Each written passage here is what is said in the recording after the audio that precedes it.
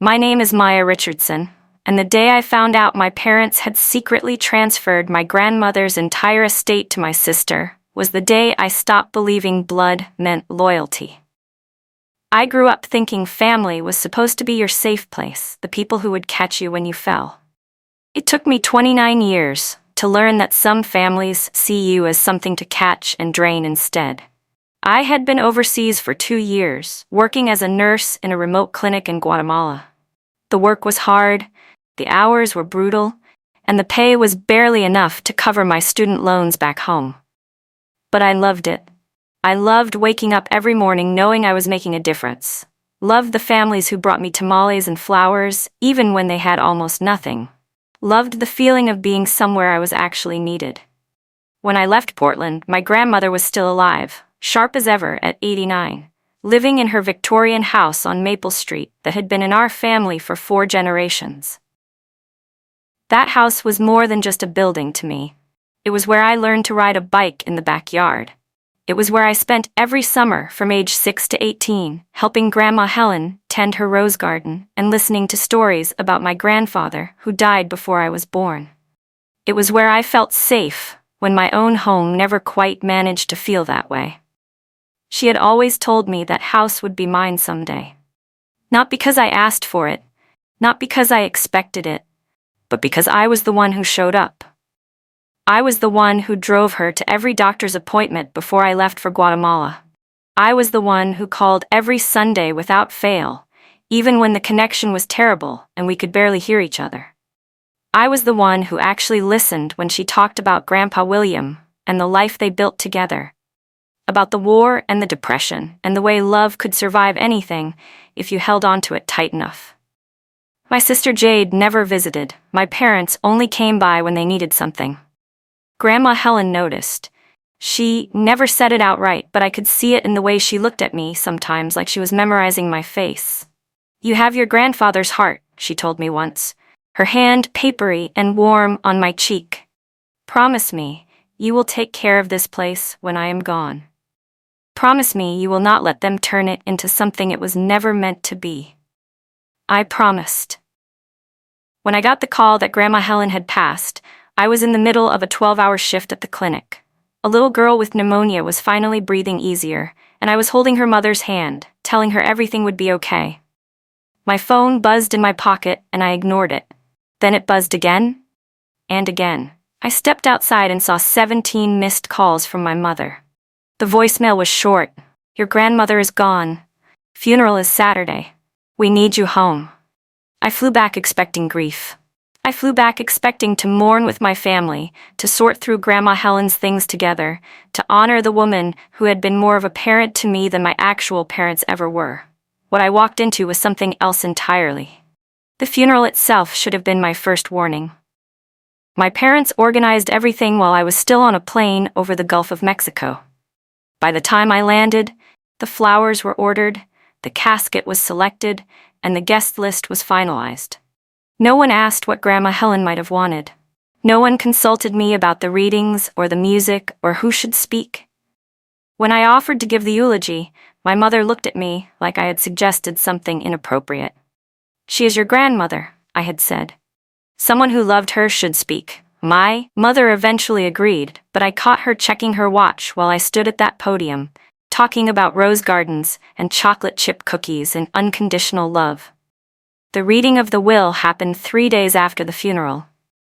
I sat in a lawyer's office downtown, still jet-lagged and hollow from crying at the service. The casket had been closed because Grandma Helen always hated the idea of people staring at her when she could not stare back. I had given the eulogy, standing at that podium with shaking hands, talking about her rose garden and her chocolate chip cookies, and the way she hummed old hymns while she washed the dishes. My parents sat across from me in the lawyer's office. My mom, Diane, clutching her purse like a shield, her face arranged in that careful expression of practiced sympathy that never quite reached her eyes. My dad, Robert, kept checking his phone, scrolling through something, barely pretending to pay attention. They had not cried at the funeral. I noticed. I always noticed. My sister Jade was there too, fresh highlights in her hair, a new designer bag at her feet, that I knew cost more than I made in a month. She was scrolling through Instagram like this was a minor inconvenience in her afternoon, like our grandmother's entire legacy was just another appointment she had to sit through before brunch.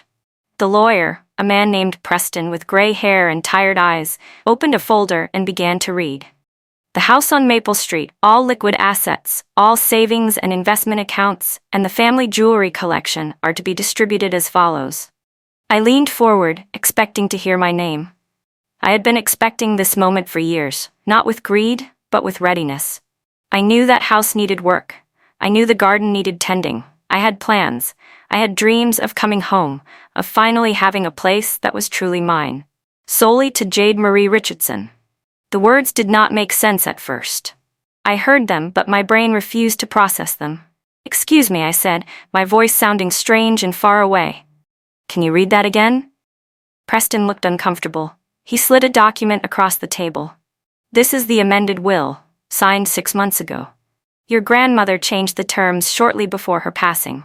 I grabbed the paper with hands that had started trembling without my permission.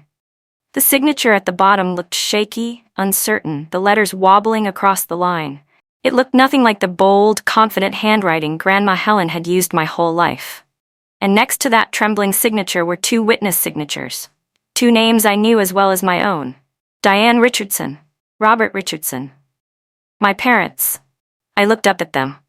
My mother was examining her manicure. My father was still scrolling through his phone. "You witnessed this?" I asked. My mom finally looked at me, her expression patient and condescending. "Maya, your grandmother was very clear about what she wanted. She felt that Jade needed the support more than you did. You have your career, your purpose. Jade is still finding her path." Jade did not even look up from her phone. I mean, Grandma knew I was struggling. She wanted to help. Struggling. That word bounced around my skull like a pinball. Jade had never held a job longer than 6 months in her entire life. She had crashed 3 cars our parents bought her, each one more expensive than the last. She spent her days posting filtered photos of avocado toast and beach vacations, funded by a credit card my dad paid off every month without complaint. I had worked my way through nursing school. I had taken out loans that would follow me for decades. I had spent 2 years in a country where clean water was a luxury, where I held dying children in my arms and smiled at their mothers. And Jade was struggling? I turned back to Preston, forcing my voice to stay level. "When exactly was this signed?" He checked his notes. "March 15th of this year." My blood went cold, every drop of it, all at once. In March, Grandma Helen had been in the hospital. I knew because I had video called her every single day from Guatemala. She had suffered a stroke 3 weeks earlier, a bad one. She had trouble speaking. She had trouble remembering what day it was, what year it was, sometimes even who I was. She called me by my mother's name once, then cried when she realized her mistake.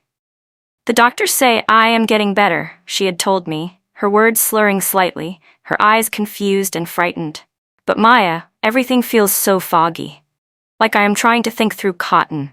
And somehow, during that exact window, while she was lying in a hospital bed struggling to remember her own granddaughter's name, she had signed away everything she had ever promised me to my sister.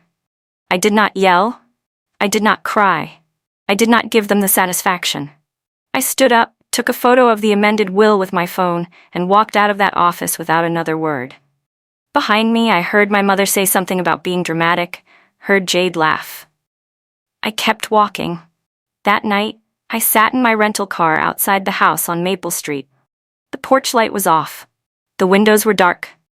Grandma Helen's rose bushes were already starting to look neglected, the dead heads piling up on branches she would have trimmed weeks ago. I sat there for 3 hours, watching the house I had been told my whole life would be mine, and I made a decision. I was not going to let this stand. Not because I needed the money, though 2 years of nonprofit nursing had left my savings account looking like a sad joke. Not because I wanted revenge, but because my grandmother deserved better. She deserved better than having her final wishes twisted by people who only saw her as a bank account with a heartbeat. I was going to fight, and I was going to win. The next morning, I started digging. First, I pulled Grandma Helen's medical records from March. A friend from nursing school, a woman named Carla who worked in medical records at the hospital, helped me get copies. I told her it was for estate planning purposes. The notes were damning.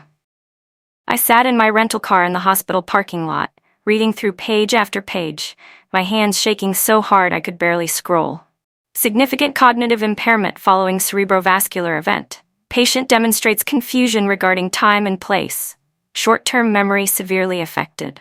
Patient unable to consistently identify family members. Capacity for complex decision-making questionable.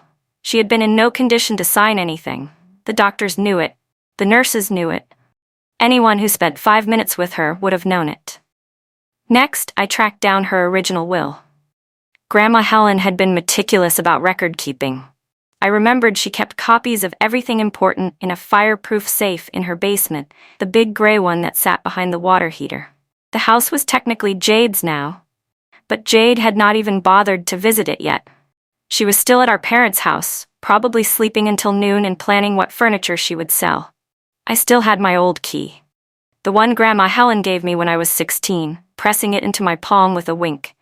For emergencies, she had said, or for when you just need somewhere to go. I went at 3 a.m., letting myself in through the back door, moving through the dark, familiar rooms like a ghost. The house smelled the same, like lavender and old books. The safe was exactly where I remembered it. The combination was my grandfather's birthday. 07-14-29. The lock clicked open.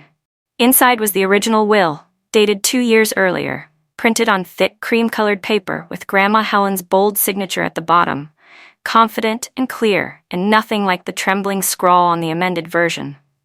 I read it by the light of my phone. The house on Maple Street goes to my granddaughter Maya, who has shown me more love and loyalty than I ever thought possible. The jewelry collection goes to Maya as well.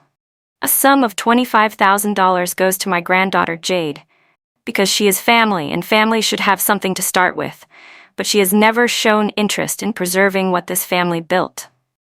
But it was the last page that broke me. There was a letter tucked behind the will, handwritten, dated just a week before her stroke. Grandma Helen's bold cursive, addressed directly to me. My dearest Maya, if you are reading this, something has gone wrong. I have hidden this letter because I do not trust your parents. I have never said this out loud, not to you, not to anyone, but there it is in black and white. They have always seen money before they see people. And I fear that when I am gone, or when I am too weak to fight, they will try to take what I have built and give it to Jade. I am not being cruel. I love Jade. But loving someone does not mean being blind to who they are. You are different. You have your grandfather's heart, his stubbornness, his belief that doing the right thing matters more than doing the easy thing. If my will has been changed, if you have been cut out, fight it. Do not let them tell you that family means accepting abuse. I raised you to be stronger than what that family tries to make you. Do not let them win. I love you more than words. More than this house, more than anything I could leave behind. Fight for what is right. I know you will. All my love, forever and always, Grandma. I sat on her basement floor and cried until my chest hurt. Then I wiped my face, put everything in my bag, and drove to find a lawyer.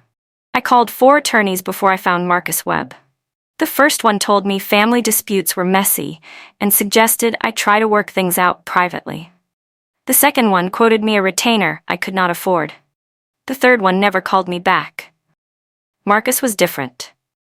His office was in a converted Victorian house on the east side of Portland, small and cluttered, law books stacked everywhere, coffee rings on his desk. But his eyes were sharp and he listened without interrupting while I laid out everything, spreading documents across his cluttered desk, showing him the medical records and the 2 wills and my grandmother's letter. When I finished, he leaned back in his chair. What you are describing sounds like undue influence and potentially exploitation of a vulnerable adult. The medical records alone raise serious red flags. Combined with the original will and that letter, you have the foundation for a very strong case.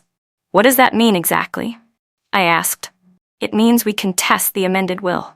We argue that your grandmother lacked the mental capacity to make that change, and that your parents exerted pressure on her during a period of vulnerability. If we can prove that, The amended will gets thrown out, and the original one stands. He pulled out a legal pad. There is also a criminal component here. If your parents knowingly had an incapacitated person sign legal documents, that is elder financial abuse under Oregon law. We can report it to Adult Protective Services and the district attorney. I swallowed hard. What if there's more going on than I know?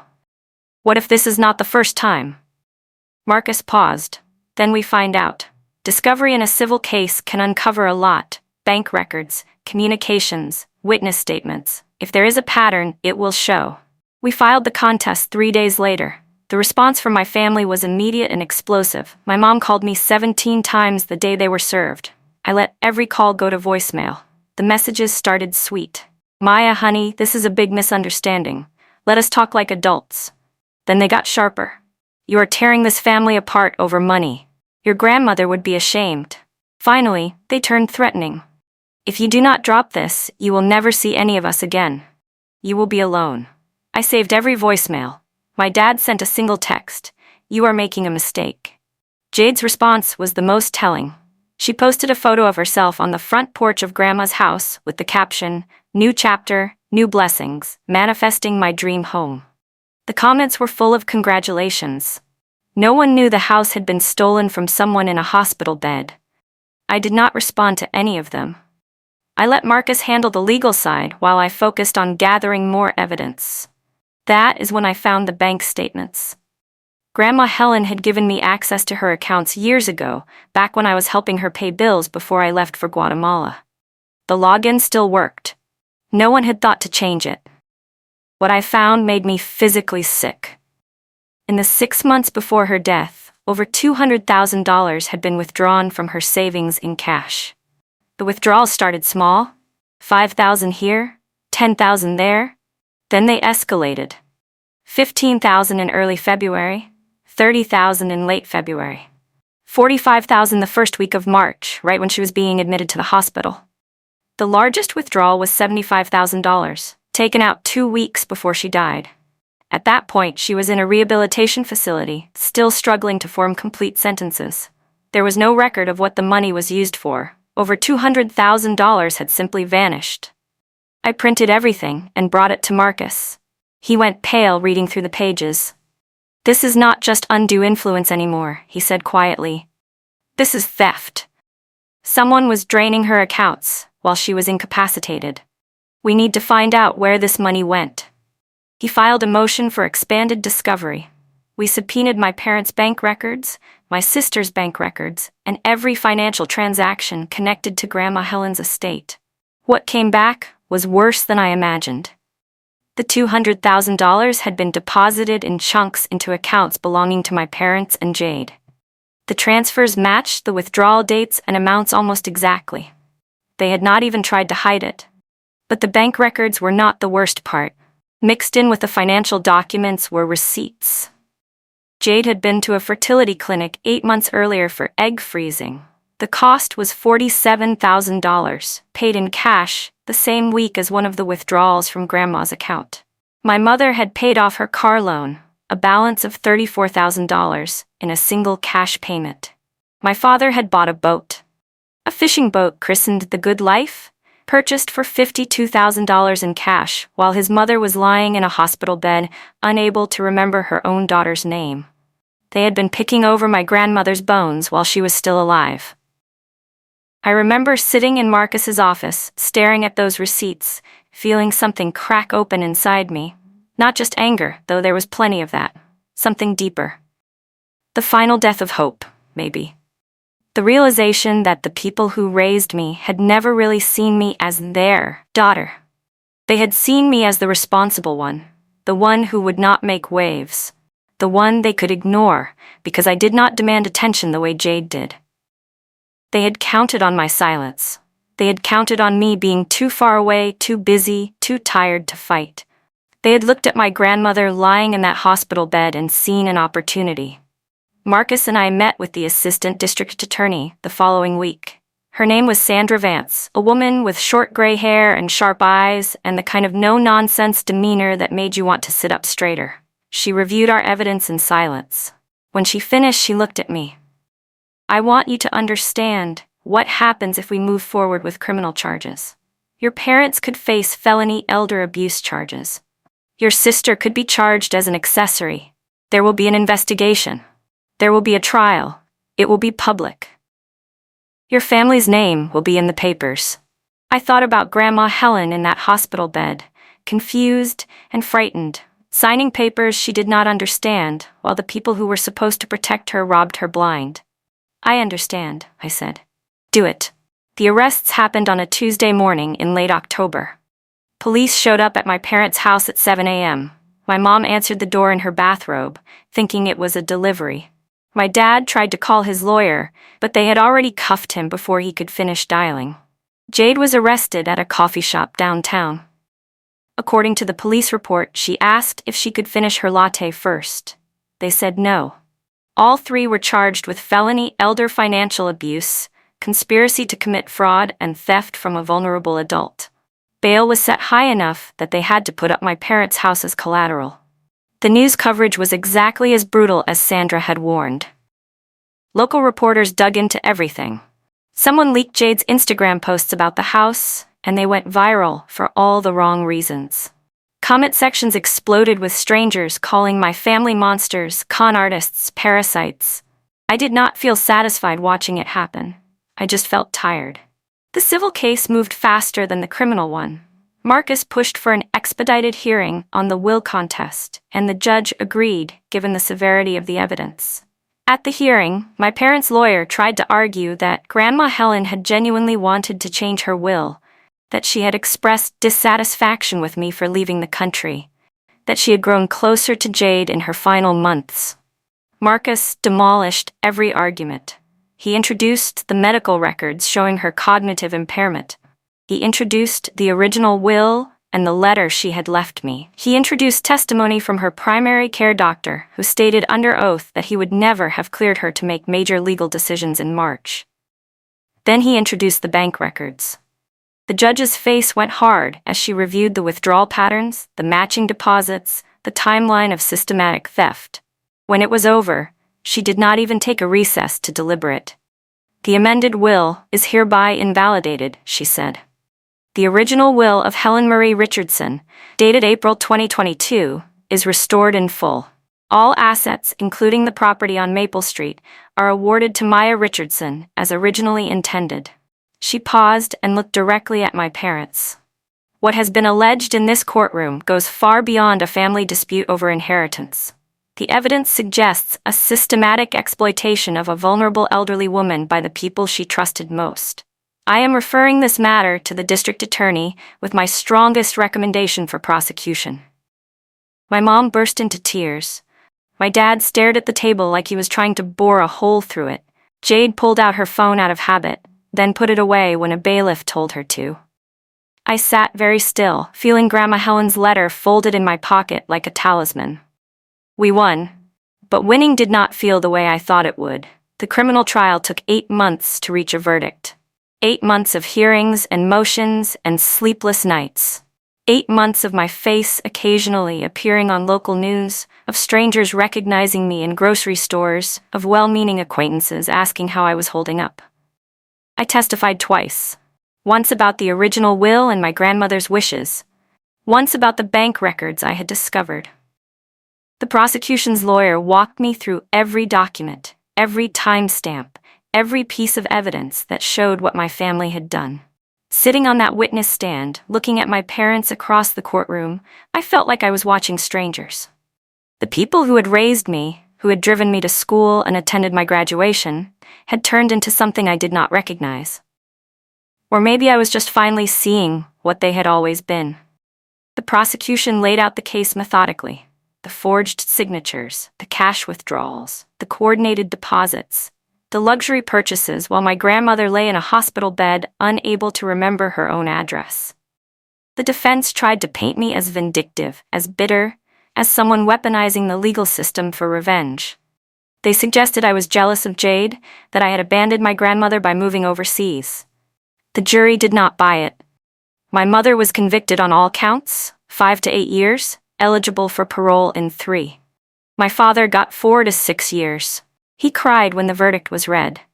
Jade's charges were reduced because she was not technically present for the will signing, but she was convicted of receiving stolen property and conspiracy. 2 years suspended, plus full restitution and 500 hours of community service.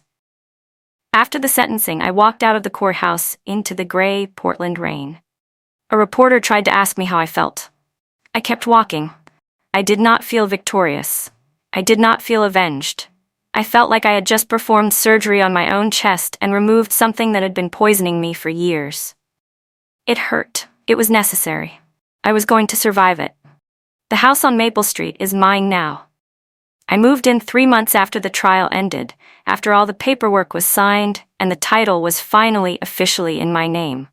The first thing I did was walk through every room, touching the walls, opening the closets, letting myself believe it was real. The second thing I did was go out to the garden with a pair of shears and spend 3 hours pruning roses, the way Grandma Helen taught me. The first night, I slept in my grandmother's bedroom, surrounded by her things, her books on the nightstand, and her reading glasses and the lavender sachets she kept in every drawer. I cried until I could not breathe, and then I slept better than I had in years. I quit the overseas nursing job and took a position at a local hospice, caring for people in their final months the way I wish someone had protected my grandmother. I kept her garden exactly as she left it. In the spring, her roses bloom along the fence in explosions of pink and red and yellow, and I can almost hear her voice teaching me how to prune them. I found her recipe box in the kitchen, a metal tin filled with index cards in her careful handwriting. Chocolate chip cookies, beef stew, the lemon pound cake she made for every birthday. I am working through them slowly, teaching myself to cook the dishes that tasted like childhood. The jewelry she left me stays in the safe.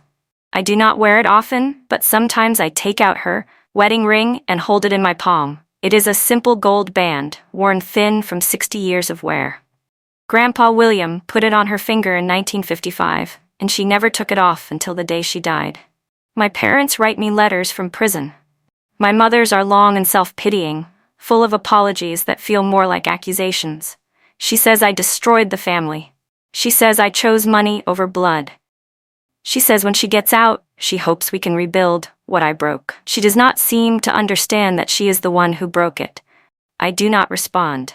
Not out of cruelty, I just have nothing left to say. My father's letters are shorter, more practical. He asks about the house, whether I am keeping up with the maintenance. Once he asked if I remembered the birdhouse we built together when I was 8, how we painted it yellow because that was my favorite color.